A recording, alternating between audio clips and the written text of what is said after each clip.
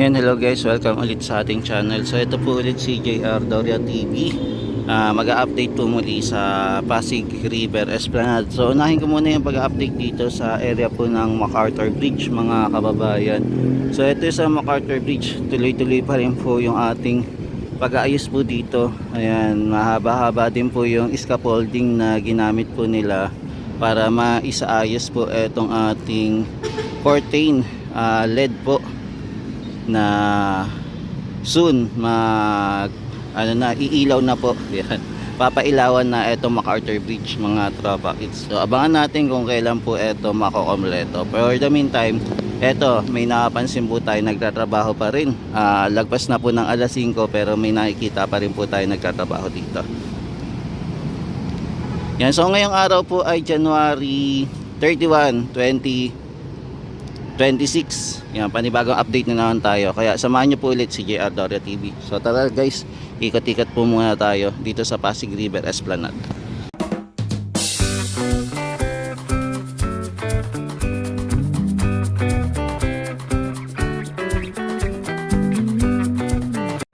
Yan, so ito po yung ilalim ng Pasig River Esplanade. Ito po yung mga wiring, tapos mayroon na din po palang box. Yan, so yung ditong side naman po, okay na po. Maayos na po siya. Kompleto na po. At saka ito na testing na rin po yung last week po. Tinesting po nila kung gumagana. Gumagana naman po. Tapos meron din po tayo nakikita dito yung may nakasulat po na pangalan. Ayan, pwede po.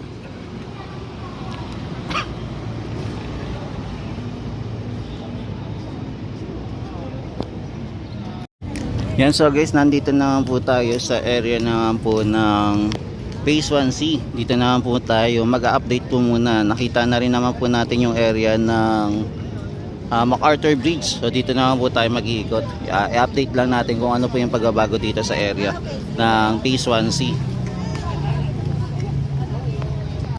Yan, kung mapapansin nyo po yung Phase 1C ay malaki na din po yung pinagbago ngayon dito sa Phase 1C. At mapapansin po natin yung mga mascot po, wala na po dito ngayon, no? Hindi na po sila nagpe-perform. Meron tayong nakita doon naman sa kabila yung nakatayo, kaya lang hindi ko na rin po na videohan. Sa area po siya, malapit po sa Phase 4. Yan. So ngayong Saturday po, mapapansin natin na marami pa rin po namamasyal ngayon dito. At saka maganda na po, no, yung kinalabasan ng renovation ng ating Pasig River Esplanade.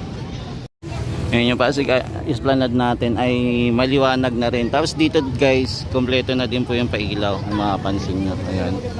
Yung mga last time na hindi pa po ito nare-renovate, mga nakapatay po yung mga ilaw dito, pero ngayon okay na rin naman, nakabukas na rin.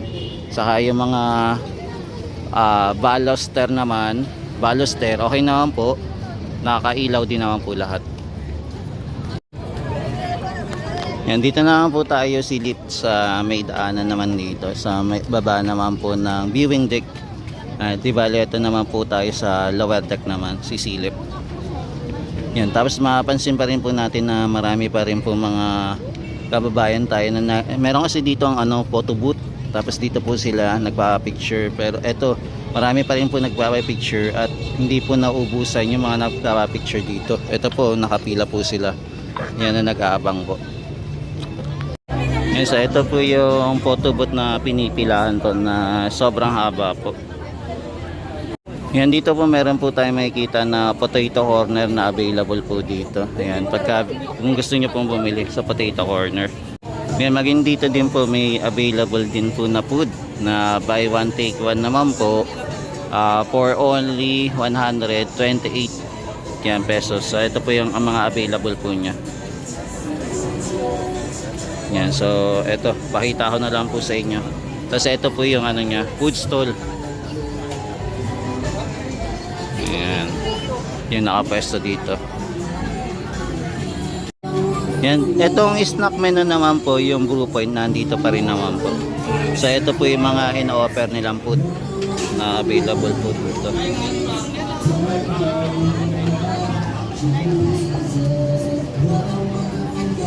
Yan, Yan, tapos meron din po sila 3 pieces barbecue with rice, 139 naman po.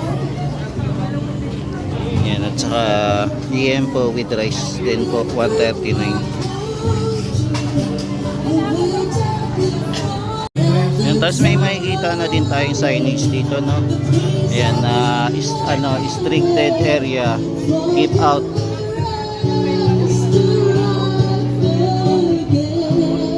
Yan, dito din po may signage din naman po na caution na please do not sit on the Balas Street. Ayan. Yan, so ito naman po yung kumakain dito sa Brew Point naman. Yan, dami pong tao ngayon na namamasyal ngayong araw ng Sabado po. Yan, meron naman po dito kumakanta din na available po dito. Yung mga nakarang araw po wala pa pong kumakanta, pero ngayon meron na naman po. Yan, dati po meron po dito mga area po na may tindahan, pero ngayon wala na po. Tinanggal na po nila. Maging dito din po sa kabila. Dito po sa kabila meron, pero ngayon wala na rin po. Yan, maging dito din po before may mga nagtitinda po tayo, mga street vendor, pero ngayon pinagbabawal na po. Di bali, ang meron na lang po dito yung pwede tayong mag parking na lang po. Ayan, at saka sa mga sakayan po dito. Di bali, hindi na po pwede tambay yung ating mga sasakyan dito. Yan, meron din po nakasulat dito na tourist assistant. Ito yung mga hotline naman po na pwede po natin tawagan. Yan, nakasulat naman po dito sa may entrance po, malapit po sa fountain.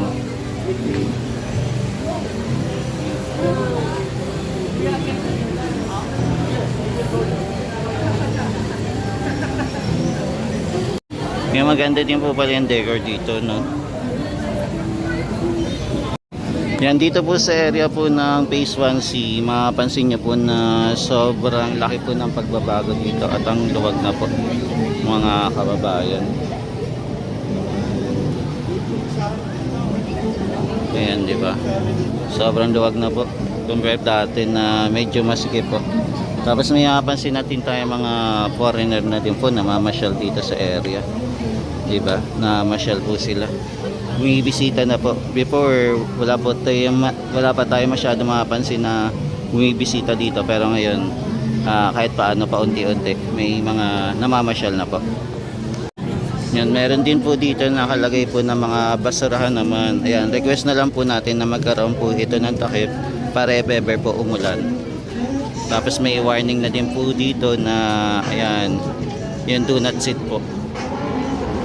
Tapos dito naman po sa area, dati po may mga upuan dito, tapos may mga naka-display po na yung mga palaro na andito. Ano ba yun? Yung pwede kang kumuha ng mga toys. Ayan, yung mga dispenser para sa mga toys po.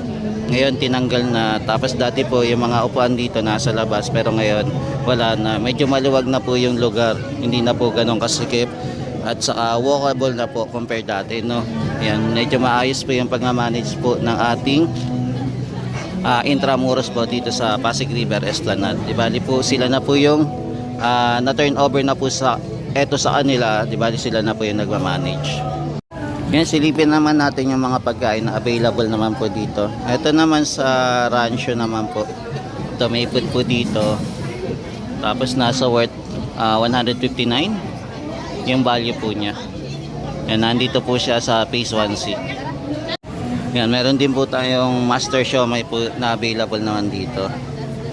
Ito po yung kainan naman sa loob po ng ating Pasig River Esplanade food stall o co-rentals na room.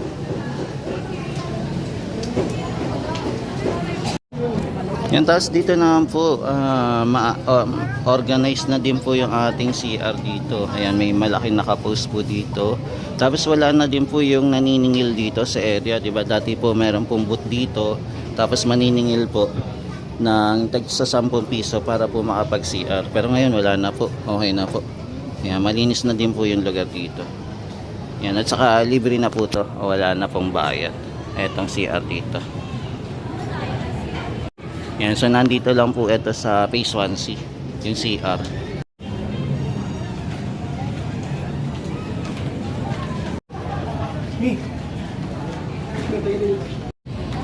Yan, marami po namamasyal ngayon, no?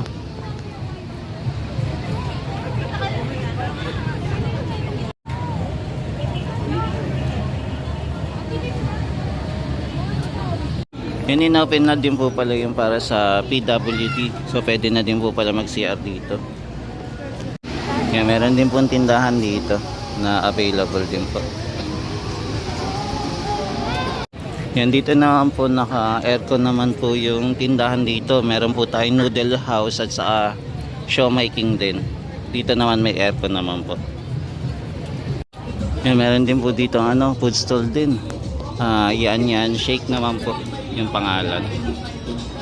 Yan, so ito naman po yung price nya pagka sakaling pupunta kayo.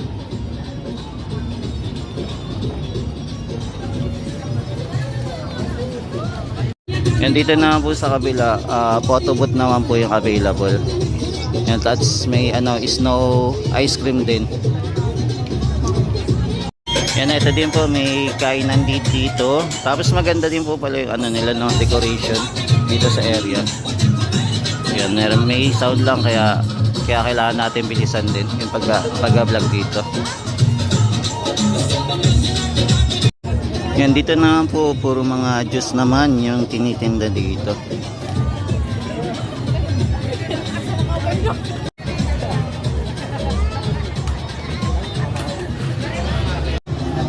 Yan, dito naman po live forecasts, more on picture din naman po dito naman.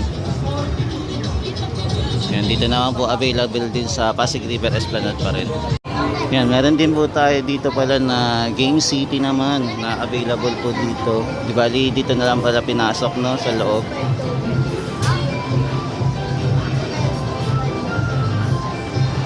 Yan, dati po nasa labas to, pero ngayon nasa loob na.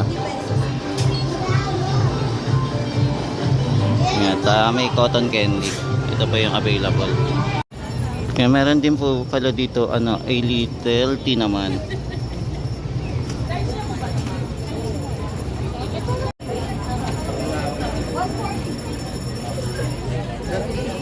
Yan, meron naman po dito na Skrig Grove at saka Buko Tastic. Yan, dito naman po available. Yan, dito naman po may pang shawarma naman si Ambi naman. Yan, Ambi Shawarma. Tapos ito naman yung pang ice cream naman available din.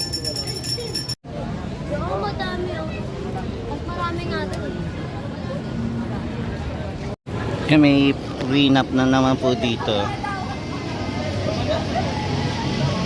Yan, so may available na naman. Tapos dito din po may mga tindahan na rin. Dalawa po sila. Potato spud at saka po yung pang juice naman po.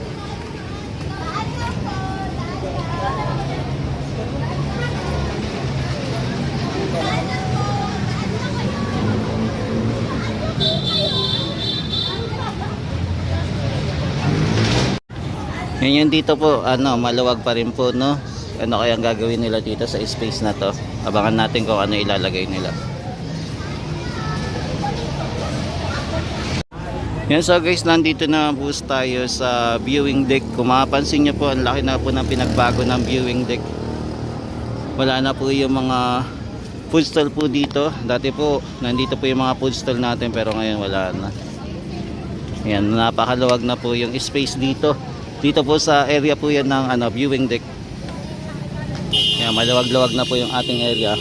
Yan, mapapansin pa rin po natin yung mga nagpa-park po dito sa Binondo Intramuros Bridge. Ayan, no. Haba din ang po yung parking niya. Napakahaba po. Yan, at saka marami po din ang ngayon namamasyal, no, na ating mga kababayan dito sa Pasig River Esplanade. Ayan, sobrang dami po. Yan, so ito na po yung itsura ng ating Pasig River Esplanade dito naman po sa viewing deck na napakaluwag na po at napakaganda na po ng ating viewing deck. At saka hindi na po natin makikita yung mga food stall. Tapos makikita na din po natin kabilaan po na umiilaw po yung ating baluster. Ayan, kung dati po natatakpan dahil po sa mga food stall, pero ngayon wala na po. At saka malaya-malaya na po makapaglakad-lakad ang ating mga kababayan dito po sa taas. Sa ngayon po yung ating pailaw hindi po muna binuksan. Baka siguro sa mga susunod na araw siguro baka buksan na yan. Medyo pahinga po muna sila. Yan sa mga tropa kids, ito po muna yung latest update natin dito sa Pasig River Esplanade. So samahan nyo po ulit ako sa pag-iikot muli sa Pasig River Esplanade. Ito po ulit si JR Doria TV na nag-update po dito sa magandang pasyalan ng Maynila. Yan, thank you po. Maraming salamat sa walang pagsawang pagsuporta kay JR Doria TV. Ingat-ingat po kayo and God bless.